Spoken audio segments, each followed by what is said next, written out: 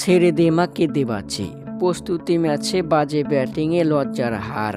পাকিস্তান শাহিনসের কাছে 7 উইকেটে বিশাল ব্যবধানে হেরেছে বাংলাদেশ। এই পারফর্ম নিয়ে চ্যাম্পিয়ন হওয়ার স্বপ্ন দেখছে টাইগাররা। টাইগারদের এমন বাজে ব্যাটিংয়ে সোশ্যাল মিডিয়ায় তোলপাড়। অনেকেই সামাজিক যোগাযোগ মাধ্যম ফেসবুকে আপলোড করেছে পিকনিক পার্টি না চ্যাম্পিয়ন ট্রফি জয়ের জন্য গেল বাংলাদেশ। আবারও অনেকেই বলছে পিকনিক তো হবেই, সাথে শপিংও হবে। আসলেই তাই, প্রত্যেক বিশ্বকাপে টাইগাররা খেলতে না পারলেও পিকনিক পার্টি শেষে শপিং করে ফেরেন দেশে। এদিকে বাংলাদেশকে আবারও সমালোচনায় ডোবালো রিকি পন্টিং। টাইগারদের যে পারফর্ম তাতে সমালোচনাটাই তাদেরকে মানায়।